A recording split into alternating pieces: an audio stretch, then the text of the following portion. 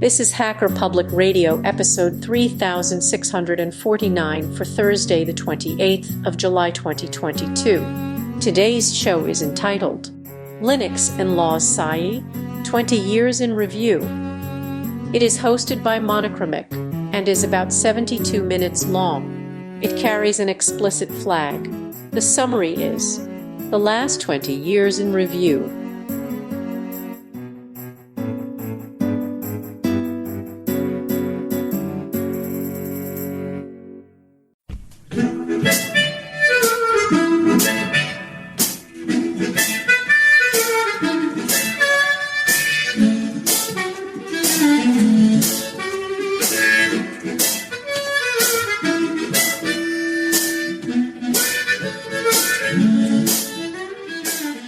This is Linux Inlaws, a podcast on topics around free and open source software, any associated contraband, communism, the revolution in general, and whatever else fancies your tickle.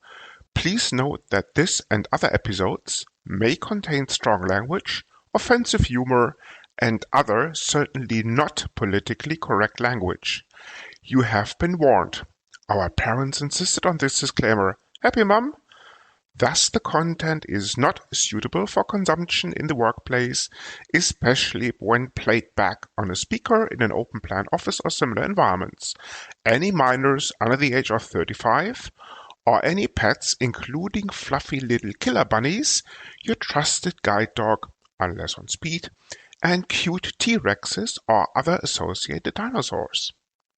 Please note that the events, personae, and timelines discussed in the following episode are purely fictitious, as they may have occurred in a parallel universe.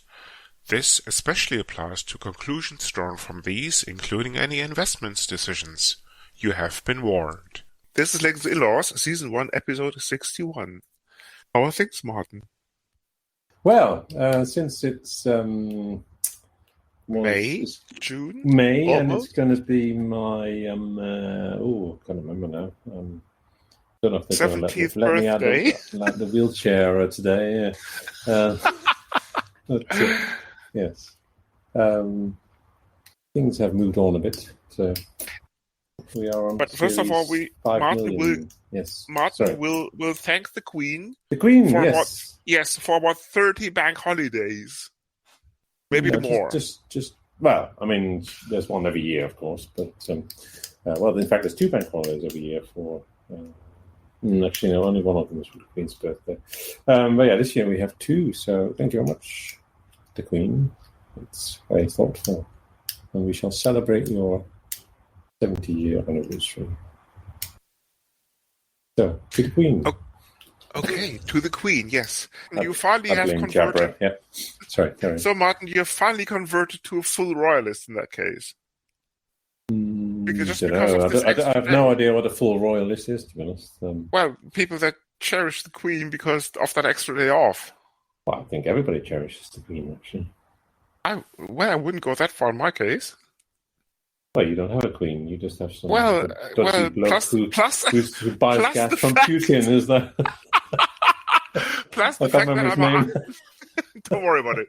Plus the fact that I'm half Irish anyway, so the concept of a queen is not exactly. Well, yes, I mean I'm half Irish almost. What do you mean you're half Irish? Are you half Irish? No, I'm half Irish. Simple as that. 49% or something. 49.5. Yes, the last time I looked. Okay. It just. I mean, if you live in this country for long enough, it gets to you in terms of you notice that addiction.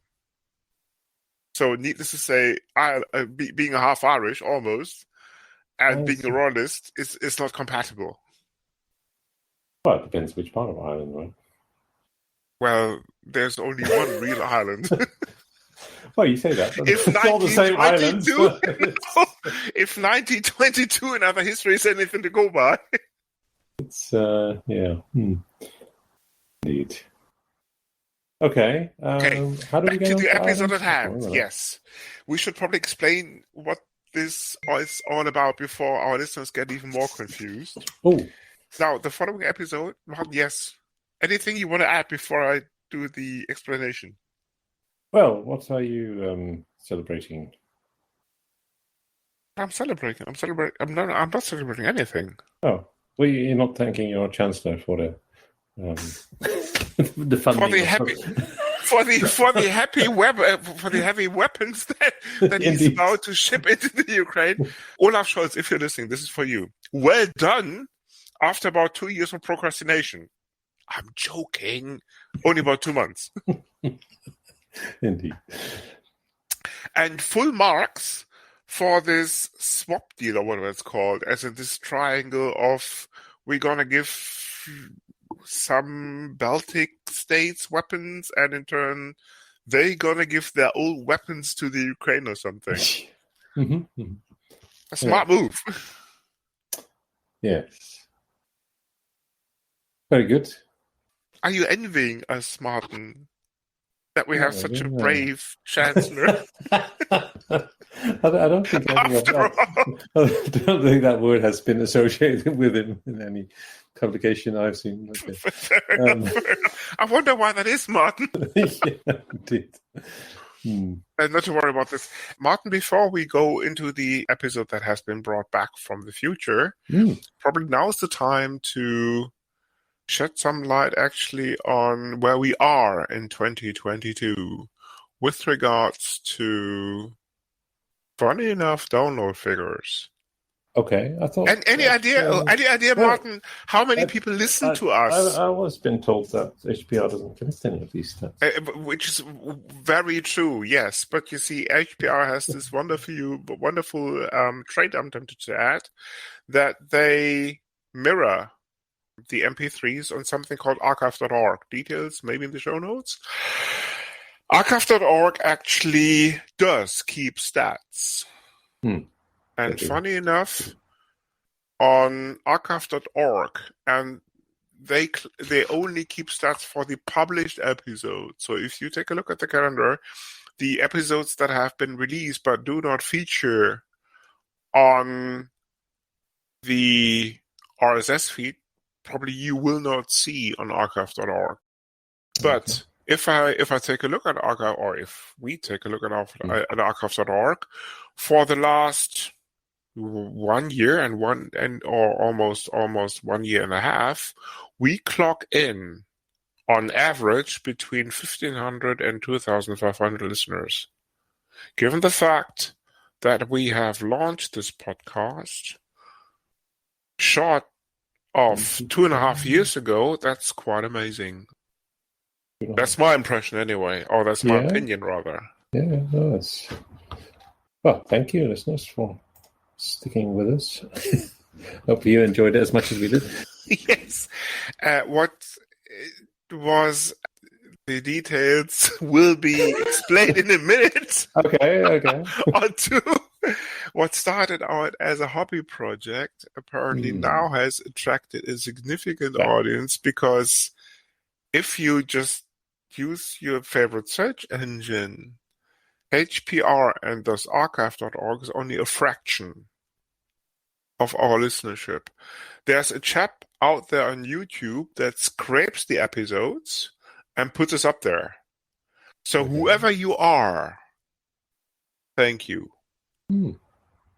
Because if you go to YouTube and type in Linux Inlaws, you get to that feed, which is the audio, of course, plus some logo, I think.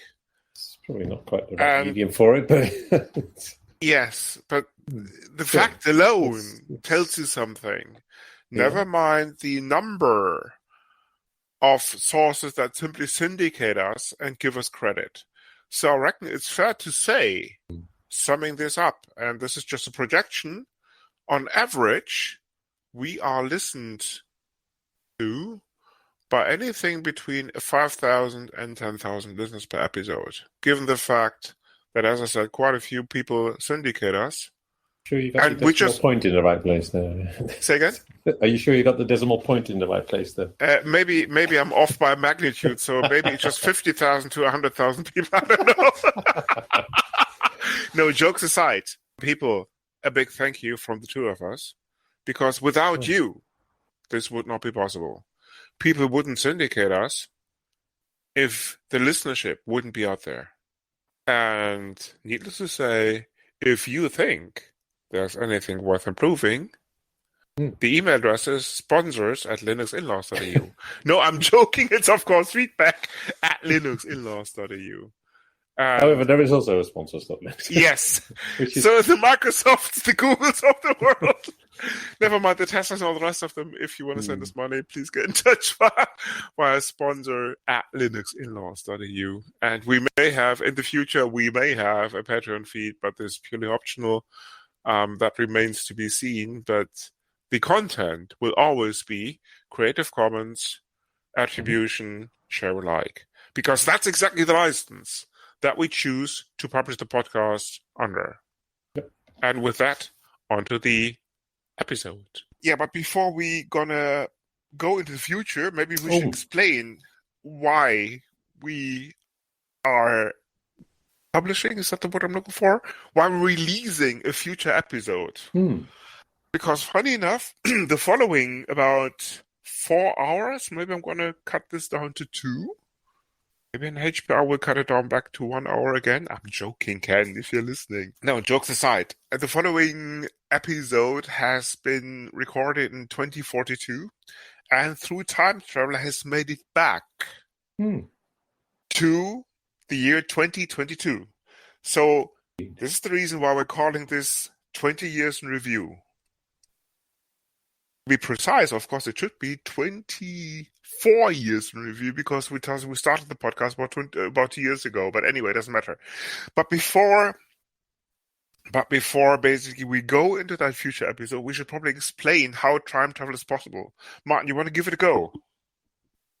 Well, you just get yourself a DeLorean. Yes! Links will be in the show notes. Strap a bunch of bits to the outside. Very much so. Stuff happens. Doc Martin, if you're listening, this episode is also for you. Indeed, yes. Yeah. On a slightly more serious note, no. I was more referring to the theoretical concept rather than just using a car. Oh, you mean Einstein and stuff? Okay. Almost, yes. Okay. Well, I mean, time travel into the future is easy anyway, right? You don't need anything fancy for that, apart from a great big freezer. No, you just wait. Exactly. Yeah. Oh, you wait. But if you want to be in a similar sort of state as you are now, then you make sure you put yourself in a big freezer. Waiting can entail a very long time span, so... Yes. Sometimes you want to be more precise in terms of where you want to go in the future, and also maybe you want to go back to the history or into a point of time in history. Anyway, so it's not that difficult when you think about it. I'm going to spare the math because the math actually is a little bit tricky. But if you imagine, Martin, bear with me. It's not that complicated. You have your normal. No, I mean, seriously, you have your normal 3D universe, right? As in, hey... Well, which one? X, Y, and Z. Yeah, but the universe that you're living in. That's what okay. That means 3 dimensions. Now, if you... Well, it's debatable, but yeah, Karen. If you compress these 3 dimensions on a single dimension plane... You have something that you can fold. Yeah. Now, if you fold it in the right way, and as I said, I'm going to spare the math because the math is a little bit tricky. If you fold this plate, what happens when you unfold it? Well, we're going to get to that in a minute, Mark. Bear with me. If you then fold it, you can travel between the points that touch each other on that plane in zero distance. Yes. Mm-hmm. It just takes a bit of energy and a little bit of complicated math. Yeah, there's a few sort of practicalities in there that don't work, but never mind. Exactly. So essentially, I mean, nice theory. Warp travel. No, it's not a theory because the Enterprise did it in 2357 or something. No, seriously, I mean, hence the term warp drive. Because essentially, that's what you do. You warp that plane until these points touch, and then you are able to travel within almost zero distance But at the same time continuum, but we're going to get to that in a minute, in kind of light speed as an instantaneous. And that's exactly how warp drive works. Now, if you throw a little bit more energy and a little bit of more complicated math into the equation, that means you add a fourth dimension. That means you have your typical time space. You have 3 dimensions, and you have a fourth dimension called time. Now, again, if you compress that on one plane, you can bend that plane. Mm-hmm. If then 2 points touch each other, you can not just only travel distance, but you can also travel time. People, you heard it here first. It's not that complicated. You just need a few. Yeah. What's the word I'm looking for? The practicalities. Terra electron volt to make it happen. Yeah. So kids don't try this at home because your continent will go dark. Well, actually, it all makes sense. This is why. Yes, Mark. That's the reason why I'm explaining this. No. It all makes sense. This is why Elon is so successful in the electricity market. Right? He's almost able to hold this out already. Who's successful in the electricity market? Elon. No, Elon. Elon Musk. Yes. How does Mr. Musk feature in that equation? I wonder. Well, unless he has time traveled. I don't know. Yes, of course. Do you think he's from the future? Well, I don't, but yeah, people do. Who does? I don't know, people. Okay, fair enough. I don't know them personally, let's put it that way. Well, I mean, if he's really from the future, why do his cars have so many flaws in terms of kill people with the autonomous driving, get the software wrong, all the rest of it? Well, it's because they're built by people, isn't it? Yeah, but I mean, if he's from the future, he must have sussed these problems out. Yeah, but you can't. He doesn't write all bits of code himself, right? This is the problem. Elon, if you're listening, please do get in touch with us. The email address is feedback@linuxinlaws.eu. We can help you. No worries. Yes. But without further ado now, this episode, as I said, is about 20 years in the future. Let's see basically what happens in 20 years' time. And without further ado, this is the episode. Martin, how are things? Yeah, not too bad, thank you. What happened to you? I mean, given the fact that you, after the IPO of something called Linux Inlaws, that you put this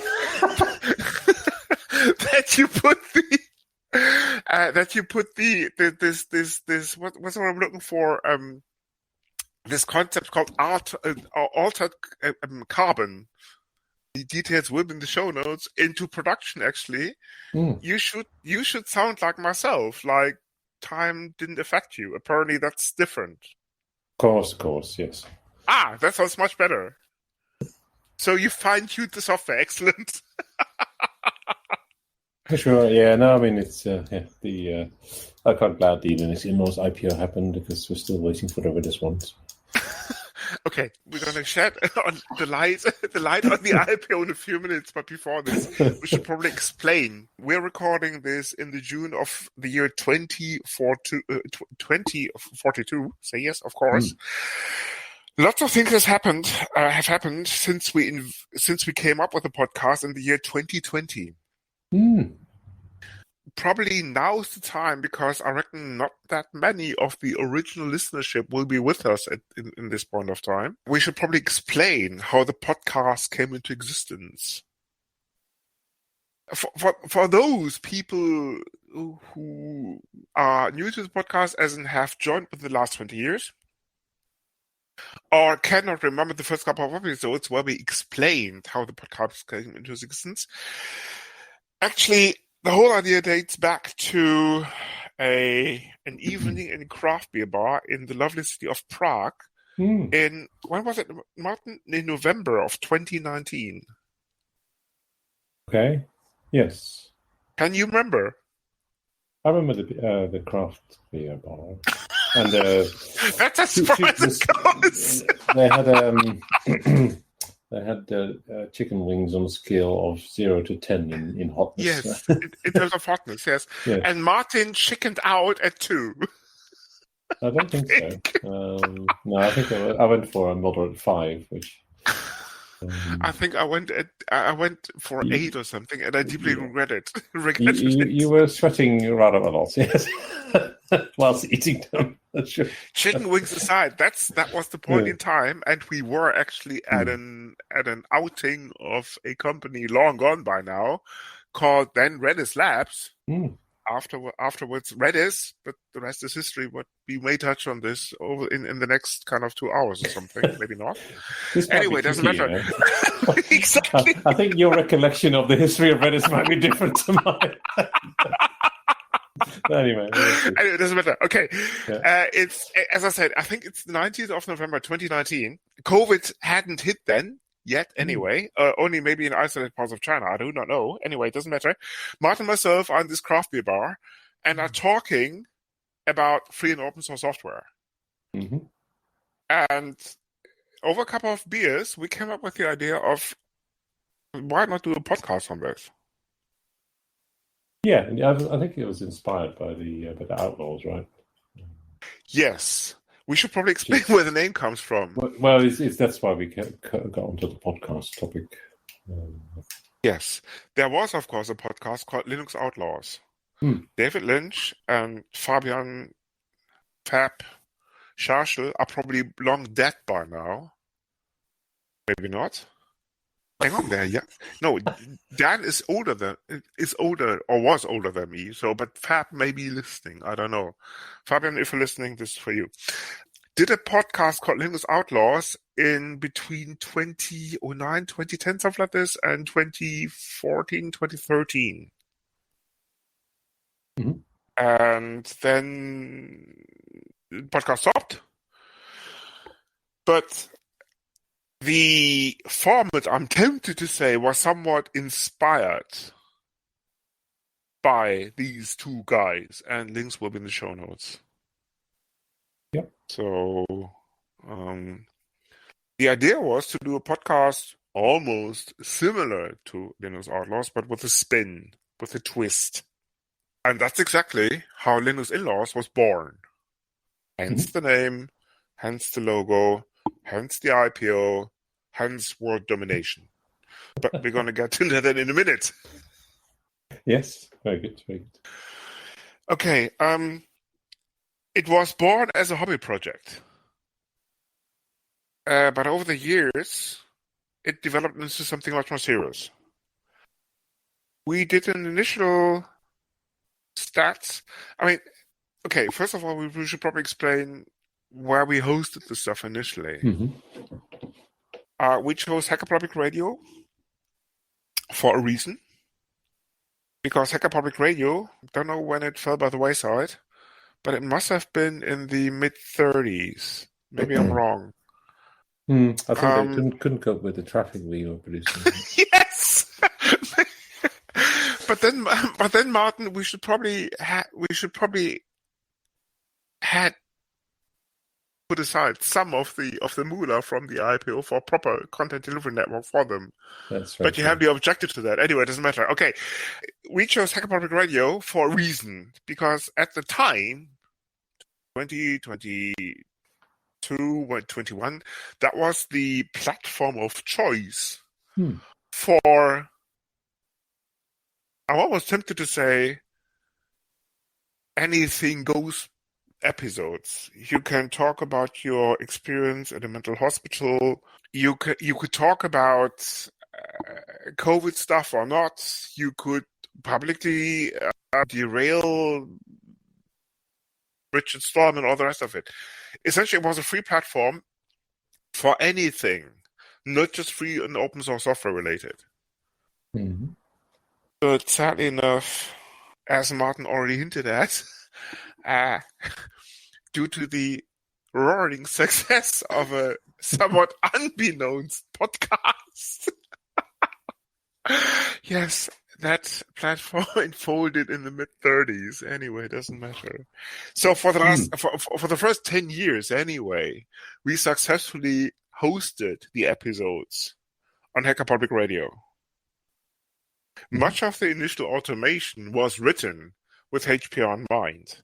That initially drove the podcast. going back to my original remark, what came into existence, I was just getting there, man. What came into existence as a hobby project developed into much more serious stuff after about 2 years. The downloads on Hacker Public Radio alone reached a comfortable 4-figure level. People were scraping us and putting the audio files up on YouTube. And a lot of people who shall go unnamed syndicated us and simply scraped the stuff and hosted the MP3s on their site.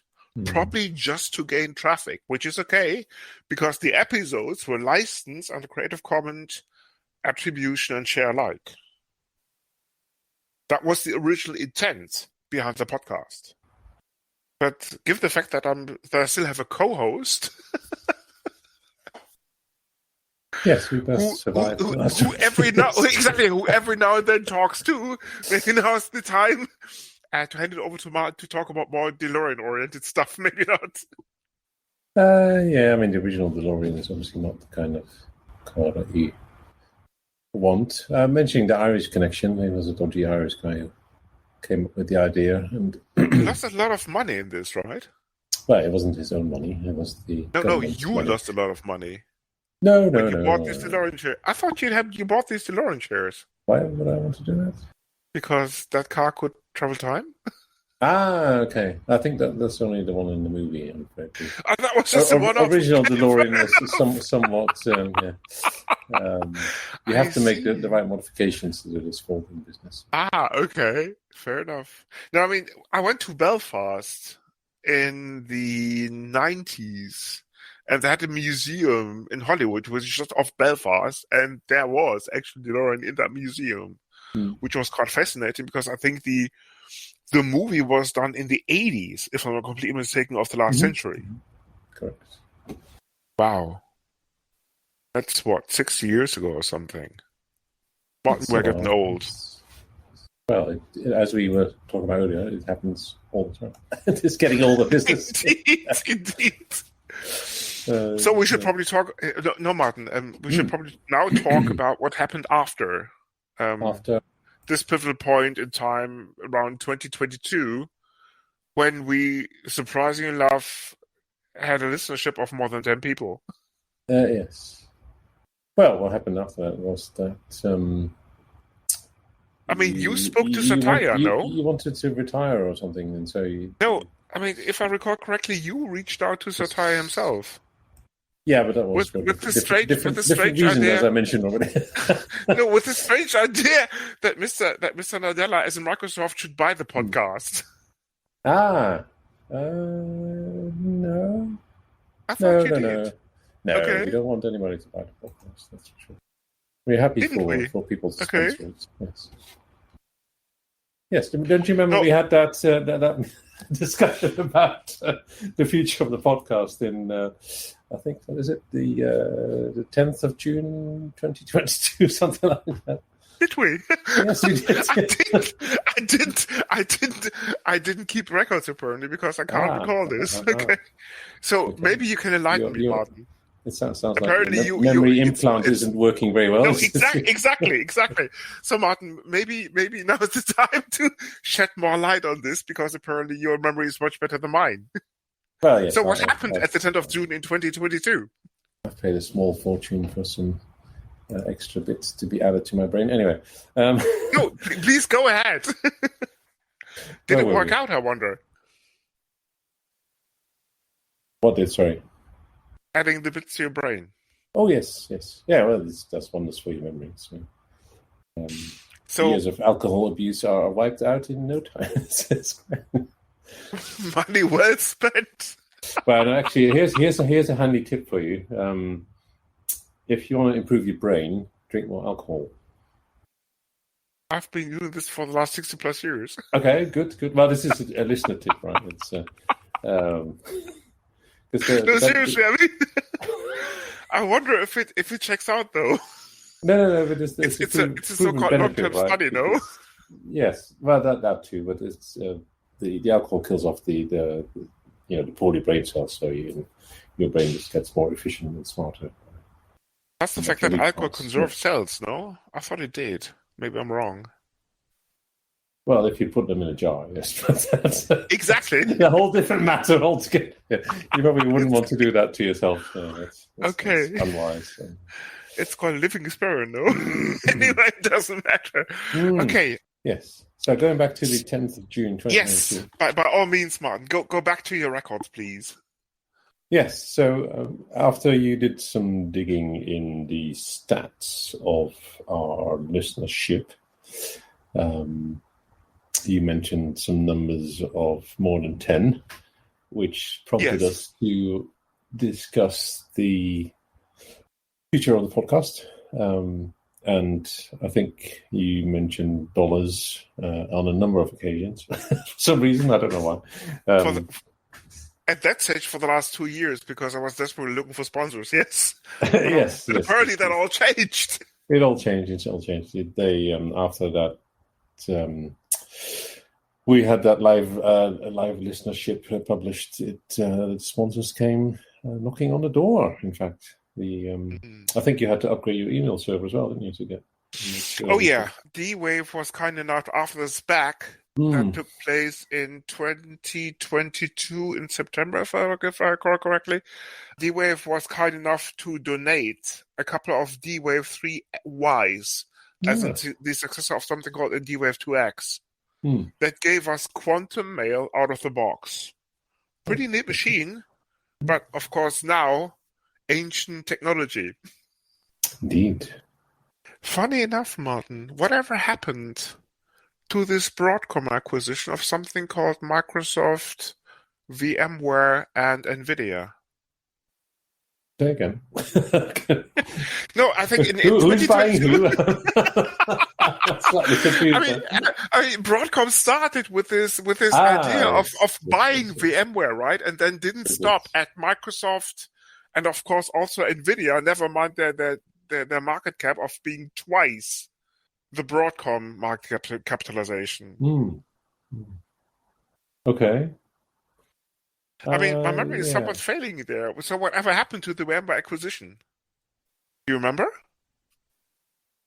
No, it's something that's kind of been erased from that part. Did you preempt this? Okay, fair enough. Let me take a look here. Maybe I have some records. Okay. Yes. Oh yeah. Broadcom apparently reached out to somebody in Moscow. Oh. But for some reason, Moscow was anybody we know, or not personally, anyway. Okay. No, but Moscow was short on cash too, which nicely, of course, brings us to the conflict. They were short on cash. How come? Did Yes, finally stop buying gas? No. No, Russia had to fund this conflict. Back in, I think they started some sort of war in the 2022. It was big news at the time. It was. But it's been a while. But if I recall correctly, Martin, and correct me if I'm wrong, the whole thing was to stop NATO in its tracks, as in Poland, and not move any further into the Eastern Hemisphere. Poland? Yes. Oh, stop it at Poland, you mean? Yes, exactly. Poland became a member of NATO in what, 20... Oh, quite a while ago. 11? 20, maybe 7? Oh, no. Maybe details, maybe the show notes. Many years ago. Yes. But however, so you were talking about the funding of this activity, no? Of the war, yes. Germany played a significant role. Yes. Indeed. Fortunately, Britain had left the European Union at that stage already. Great. In hindsight, a smart move. Too bad that the United Kingdom was gone very short afterwards, because countries like Scotland, Northern Ireland, and Wales decided to defect and join the EU in the 30s. Smart move. So the United Kingdom was reduced to something called England once again, and fell by the wayside, and now serves as a tourist attraction for some US tourists. as it had been the case for the last couple of centuries prior to that. No. We got lots of Chinese people. Sorry, international tourists. Yes. We don't want to. Kids at home, it's like Disneyland, only slightly bigger. And Indeed. they used to have a queen, but apparently she perished long ago. Well, you say that, but it is now 2042, and she died in what? I can't even remember. Last year, no? Last year? Okay, so finally Google really did this prototype in terms of picking Elizabeth II as the... Martin, you can't be serious. I thought that was classified. Hang on. You having access to Google Internet Records? That's amazing. Well, Okay. The technology Alphabet today is considerably more useful than it was in 2022, right? So, well, we should probably check with the lawyers first, but okay, we might cut this out. Anyway, Alphabet in the year 2027 decided to, time travel, actually. And at that stage, they wanted to, and this sounds like a wild goose chase, but doesn't matter. They had already, at that stage, technology developed with regard to genetic enhancements.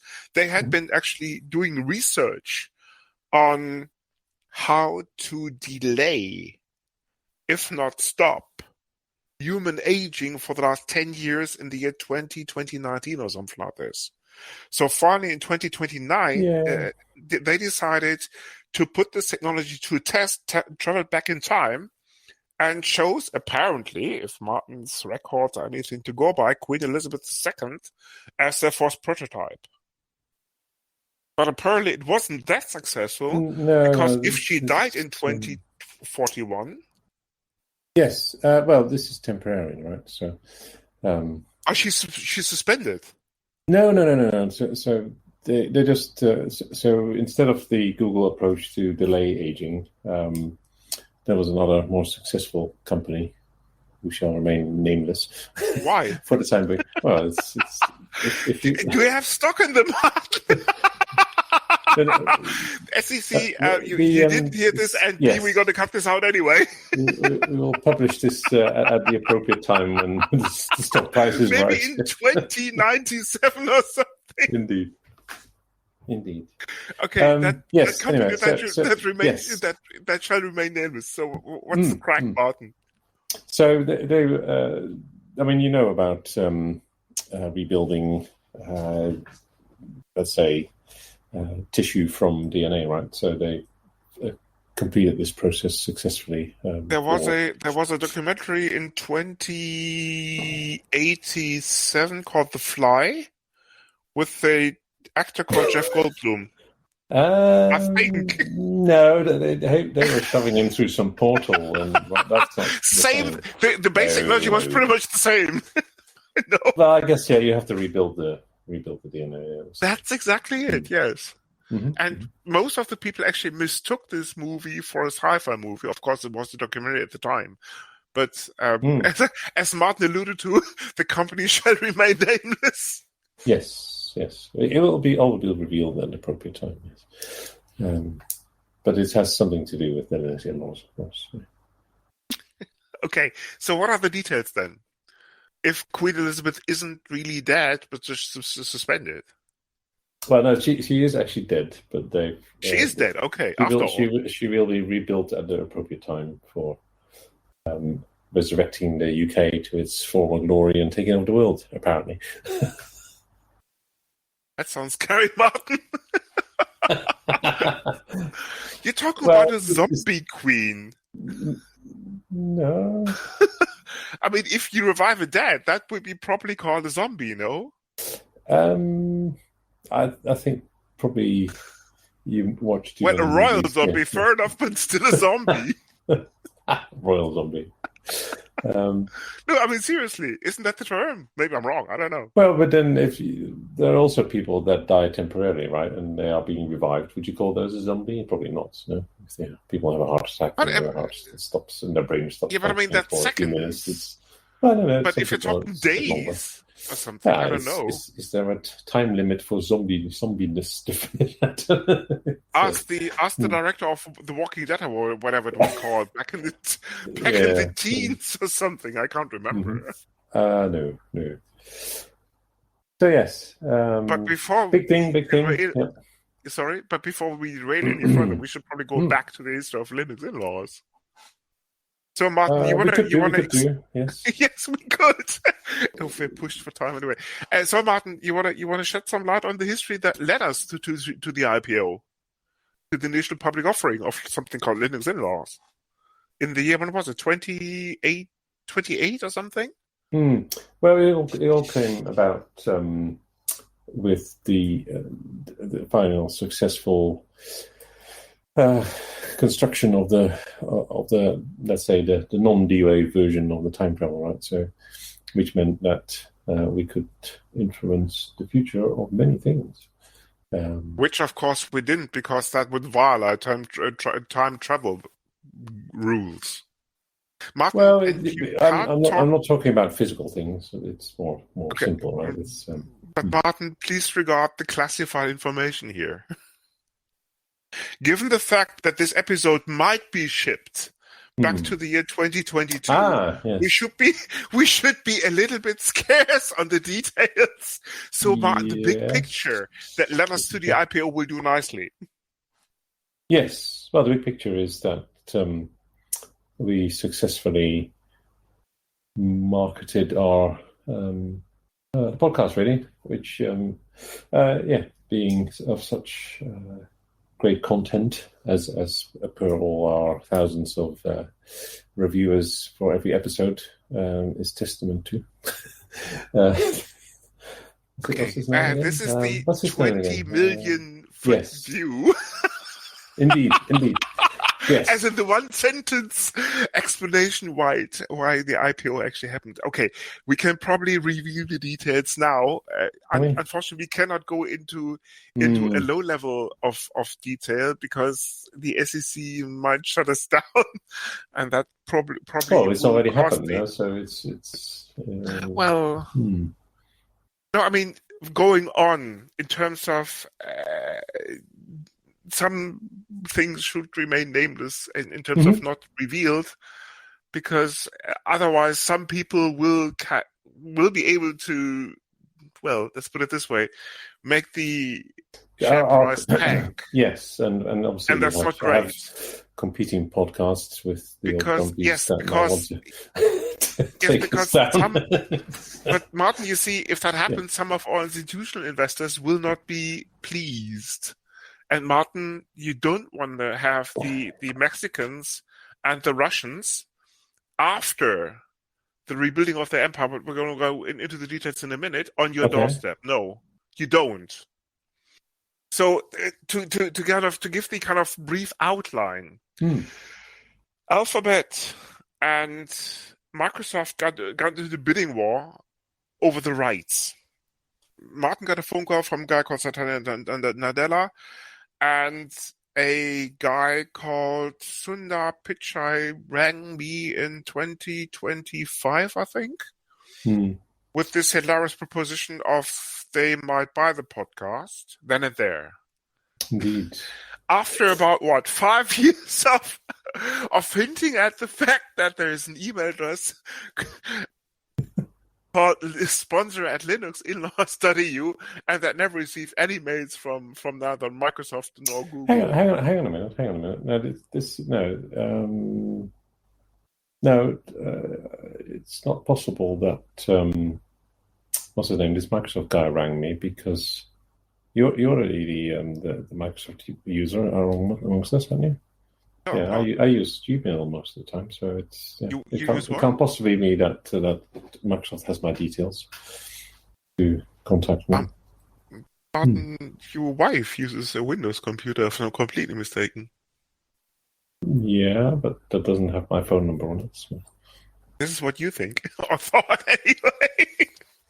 Anyway, to cut a long story short, both offers were declined. Yes. But if we thought at the time that if these two chaps were anything to You go forgot by, about the third chap anyway. you're not talking about Did I not mention You're not this? talking about this car guy, are you? No. Did I not mention the third guy at No, the you time? didn't. I can't remember now. So take a look at your records. But did I not mention him to you? Oh, no, you haven't. Oh, okay. Well, there was another guy who rang with an offer. He rang you, but he didn't ring me. No. I said But you, no. but you never disclosed. But you never told me. So No, Martin, because Martin, now's the time well, to come clean. He offered twice as much as what's his name, Satania or something like that. Satya Nadella, that used to be the CEO of something called Microsoft. Yes, Indeed. Yeah. So anyway, this guy, I think his name was Jeff or something. Jeff from somewhere. Anyway, Jeff Goldblum, the actor. No. He was living in 20. Okay, 20 is amazing. I thought he was dead by 2027. Jeff, what's his name? Bezos? Yeah, him. Ah, the chap rang, from the bookshop. Yes, bookshop guy. Yes. Yeah, he rang up as well. Yeah. Yes. I thought he had sold the bookshop at that stage because he had to Well, he still had a cover lot of some money left. expensive he needed divorce a new or hobby. something. Yes. No, he sold. Hey, hang on. Hmm. Martin, hang on. He got divorced in what, 2020 or something, no? Oh, I don't know. I don't read Hello magazine like you. Are you serious? You have given up your subscription once again, Martin. You're serious? That's Well, you keep renewing it for me, but I don't need. Martin, there is a reason for this. Okay, it's important information in there. Yes, so that you do not fall out with reality once and for all. Okay, I see. And your wife apparently likes it too. Well, Because every now and then she sends me thank you notes. Okay. Maybe they're fake. I don't know. Anyway, it doesn't matter. Okay, yeah. back to. No, I mean full disclosure. Jeff Bezos, if you're really talking about him, had to finance. Let's put it this way, a very expensive divorce. I think it was in 2020. Details maybe in the show notes, because after 20 plus something years of successful marriage, where I actually built a little empire from an online bookshop into something much, much bigger.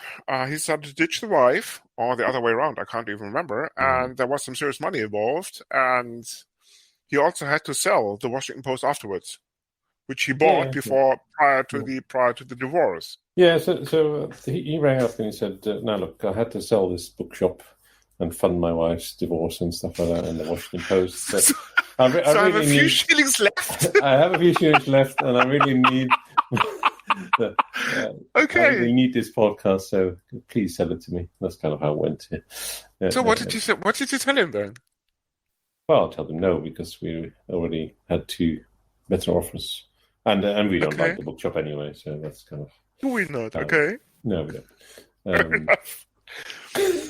So to cut a long story short, after these 3D offers that were kindly declined, we put the whole foreman in front of, let's put it this way, a couple of different institutional investors. We can't go into the details. Thanks for legal reasons, yes. Exactly. Thanks to the Security and Exchange Commission.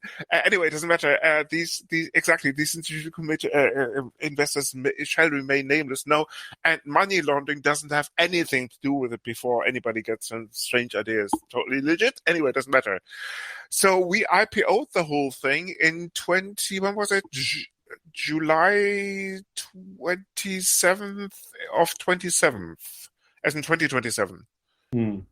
Which brings us rather to a somewhat sad interlude, because a guy called, what's his name again?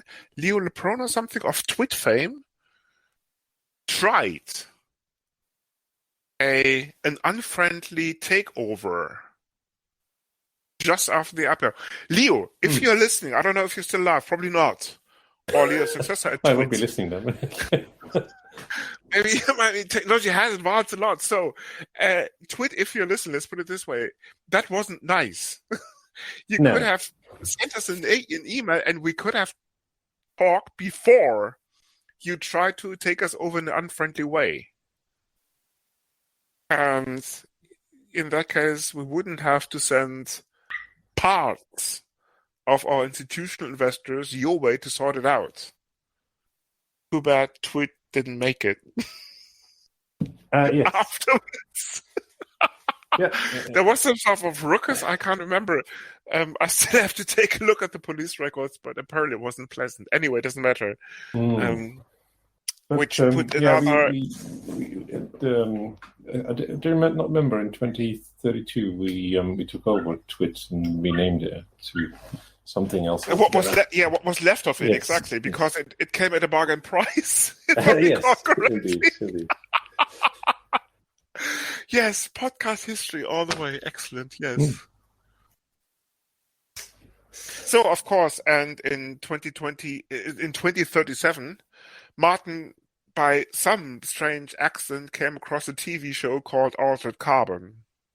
Some producers took the idea and rebranded it, I think, in 2022 and called it Upload. Same thing, only a little bit funnier. But anyway, the concept still remained the same. But Martin, at the time, already had made his few billions from the IPO.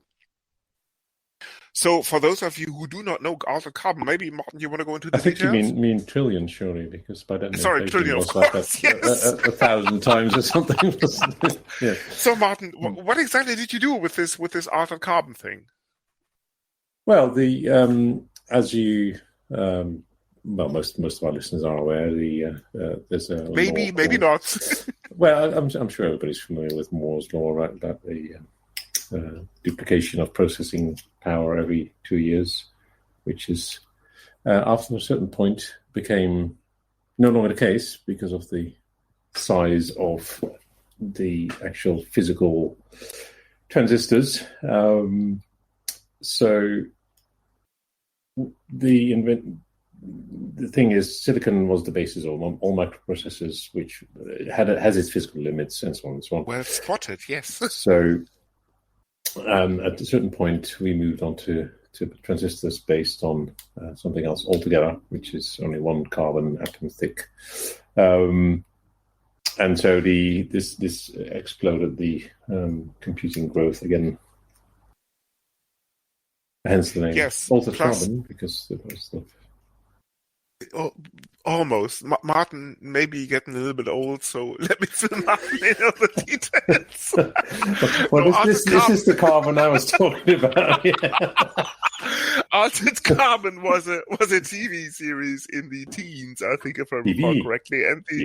And exactly. What was the idea TV was 2015, 2016, something. I can't remember. We still had so the idea was, okay. The idea was essentially to upload your consciousness into something called the cloud.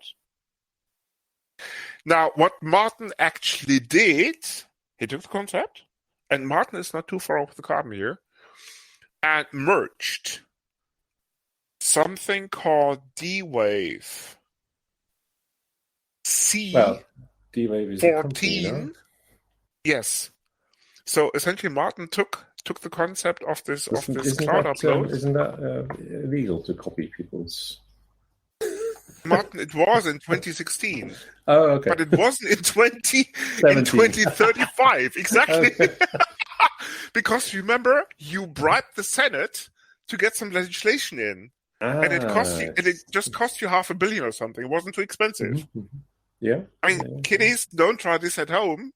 Martin had the funds at his disposal at that stage, and it was somewhat a little bit on the dodgy side. Let's put it this way. Oh, before I forget, creative, not dodgy. Yes, creative. That would be that would come. That would be the right. Yeah, that would be the right expression.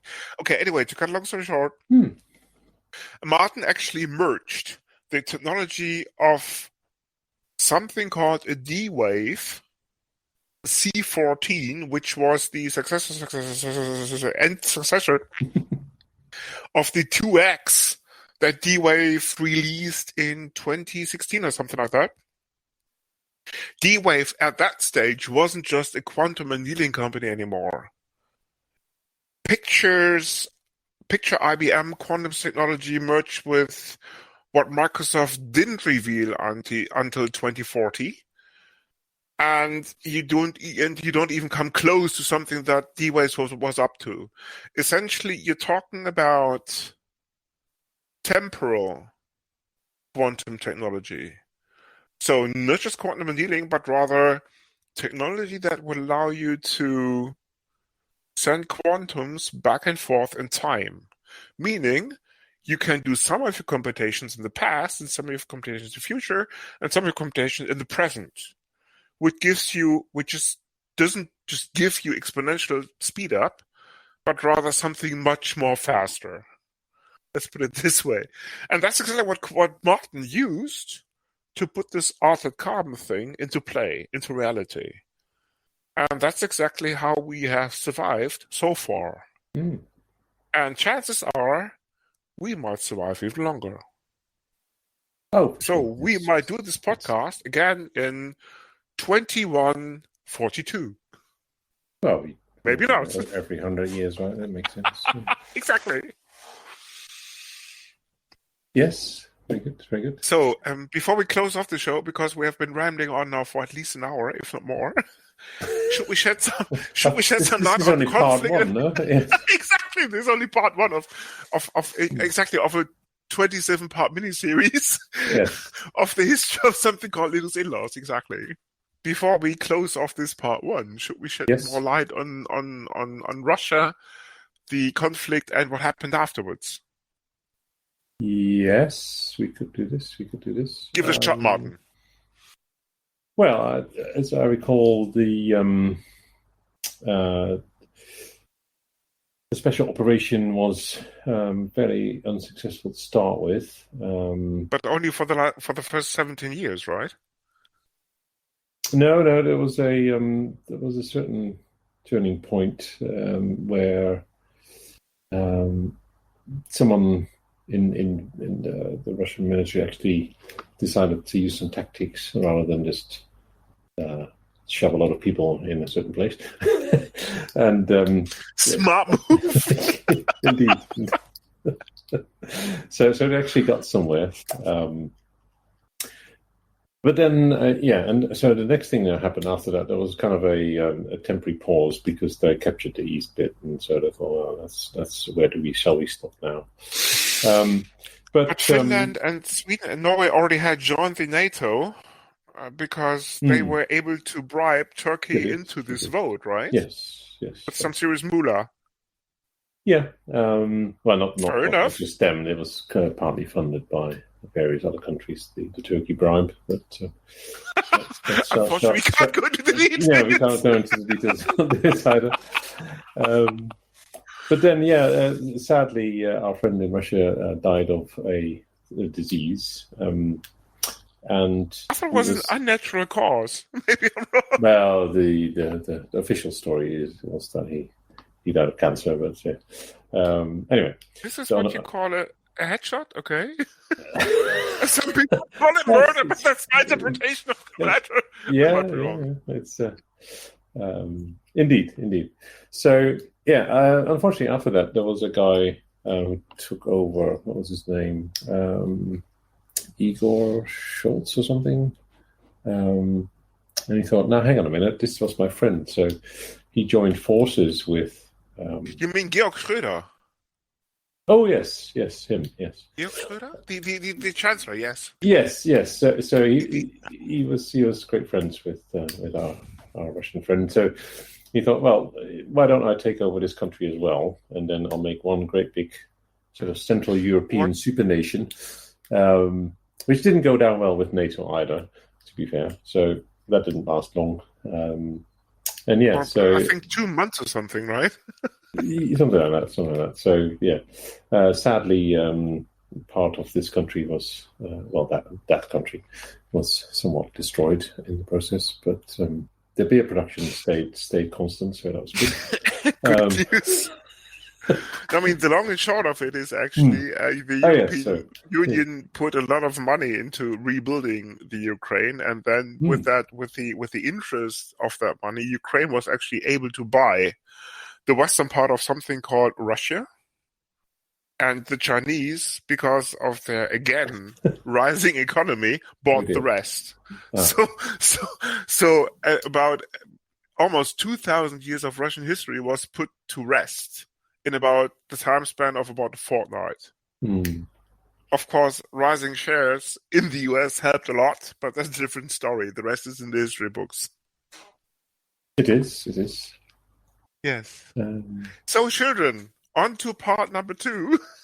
On part number 2, where we shall actually discuss more of the technology advancements that we had over the last 20 years. Indeed. Part 2 is penciled currently in for the 2nd of July in the year 2142. So stay tuned. Indeed, yes. Stay tuned. There will be more.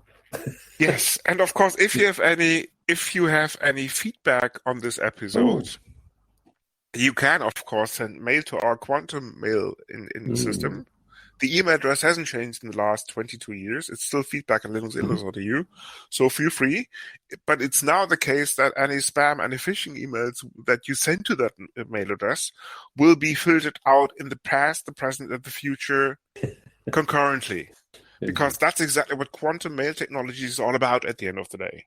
Anyway, so bottom line is, don't bother sending spam to that mail address. But of course, serious feedback, and that includes Laura, Biku, and our long-term listeners, is always appreciated. Never mind money.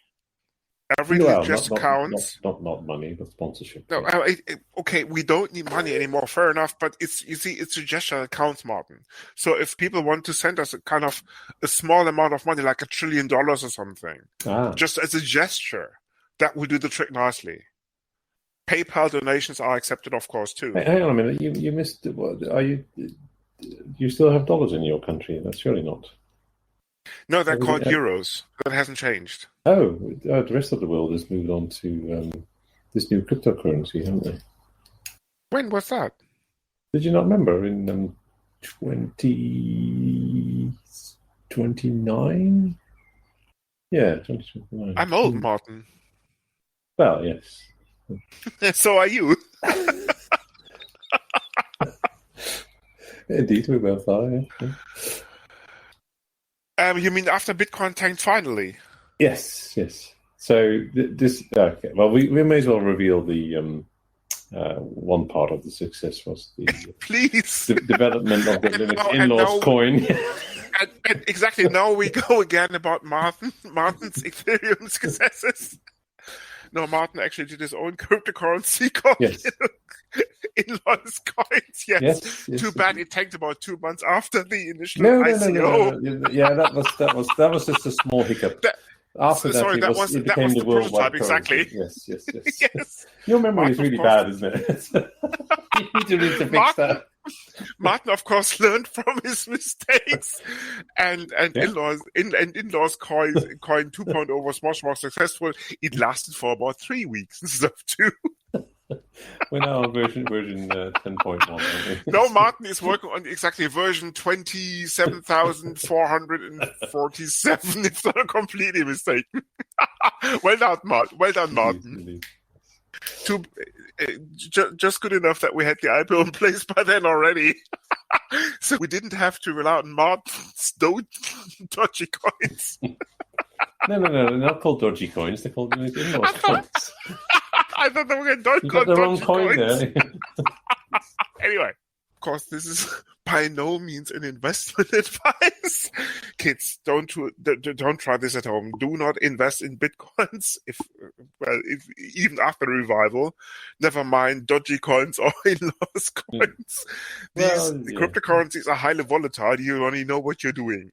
My advice. No. We had an episode on cryptocurrencies in... That was in September, October 2022, yes. Was that in 22 as well? Okay. Yeah, it was. Yes. You Lots already of things happened in 22, didn't they? it always did, yes. The memory is crystal clear for that one.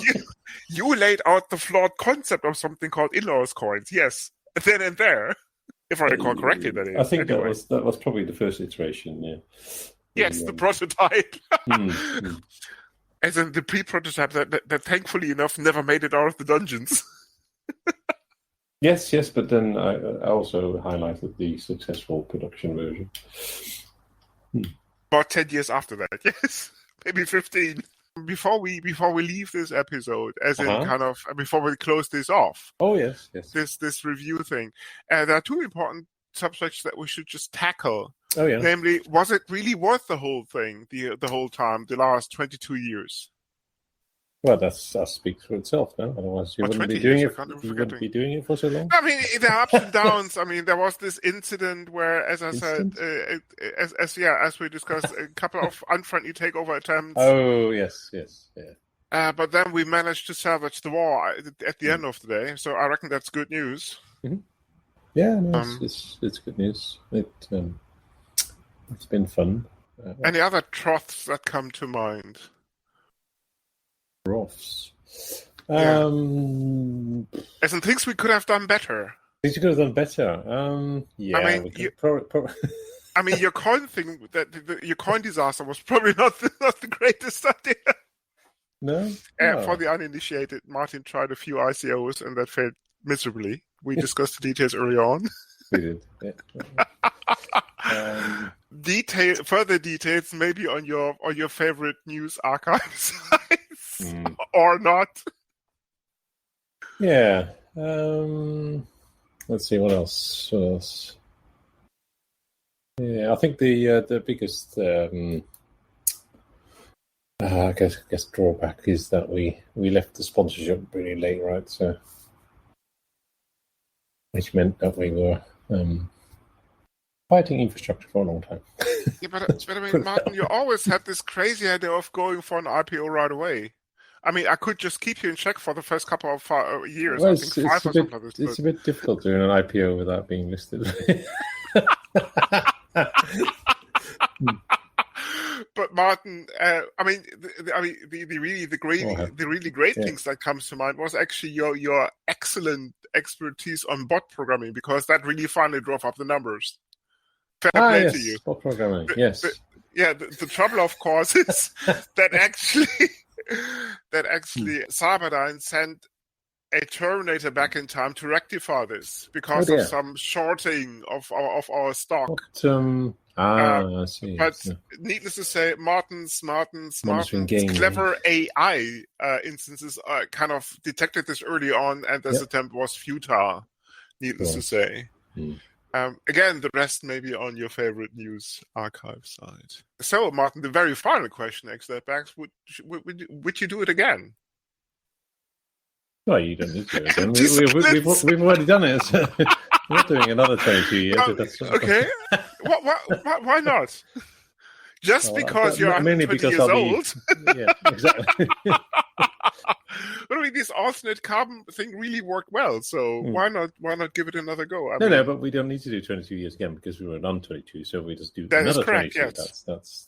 That makes more sense. I mean, picture this: you're, for some strange odd reason, never mind coincidence, whatever you want to call it, maybe manifests folding in the wrong way. You're back in 2019.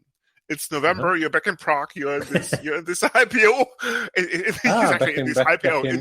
a room with people. Yes. In the craft bar, and there's this nutter talking to you about this kind of strange, fucked up idea of doing a podcast on open source.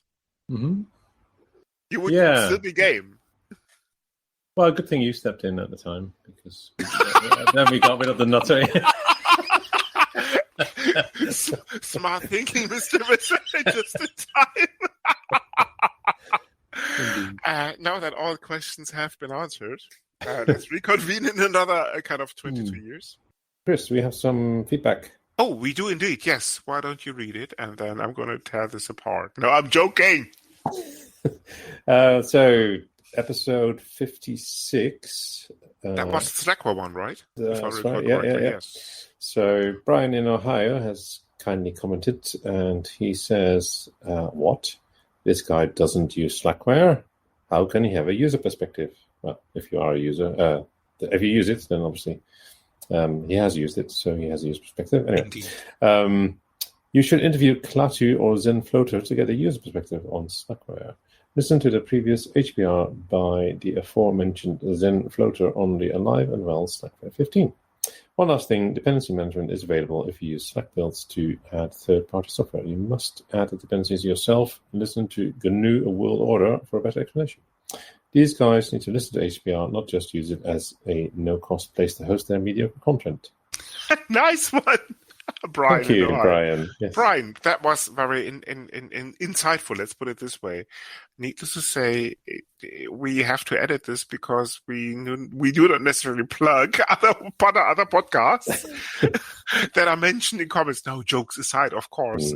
People feel free to check out GNU World Order and other podcasts touching on the subject. But needless to say, the reason why we brought Lars on the podcast was a simple one. He had been using at the time. He had been using Slackware for at least 10 to 15 years. And that was actually the reason why we brought him on, because of his comprehensive Slackware experience. And Klaatu or ZenFloater, if you're listening, needless to say, get in touch, and we are more than happy to do a second episode on Slackware with you being around. The email address is feedback@linuxinlaws.eu. Simply send a mail, and we'll take it from there. And Brian, of course, you're more than happy to also come with the podcast for more insightful. This is the Linux Inlaws. You come for the knowledge, but stay for the madness. Thank you for listening. This podcast is licensed under the latest version of the Creative Commons license, type Attribution Share Alike. Credits for the intro music go to Blue Sea Roosters for their song Solid Market, to Twin Flames for their piece called The Flow, used for the segment intros, and finally to Celestial Ground for their song Sweet Justice, used by the Dark Side. You find these and other ditties licensed under CC at Jamendo, a website dedicated to liberate the music industry from choking copyright legislation and other crap concepts.